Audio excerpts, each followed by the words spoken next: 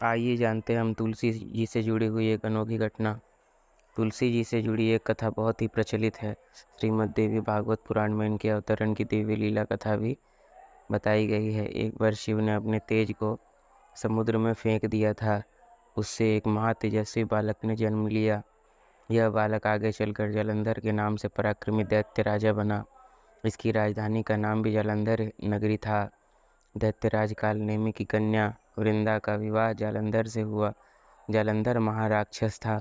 अपनी सत्ता के मद में चूर होकर उसने माता लक्ष्मी को पाने की कामना से युद्ध किया, परंतु समुद्र से ही उत्पन्न होने के कारण माता लक्ष्मी ने उसे अपने भाई के रूप में स्वीकार किया। वहां से पराजित होकर वह देवी पार्वती को पाने की लालसा से कैलाश पर्वत पर गया।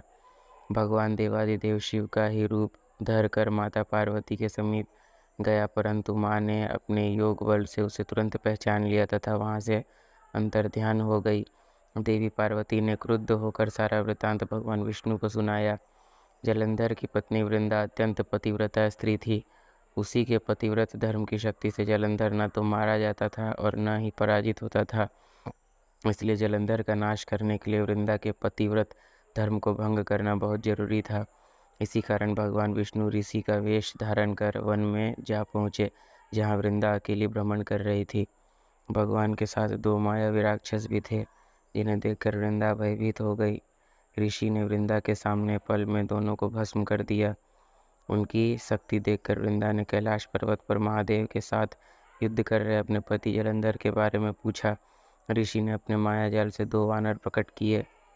एक वानर के हाथ में जालंधर का सिर था तथा दूसरे के हाथ में धड़। अपने पति की यह दशा देखकर वृंदा मूर्छित होकर गिर पड़ी। होश में आने पर उन्होंने ऋषि रूपी भगवान से विनती की कि वह उसके पति को जीवित करे।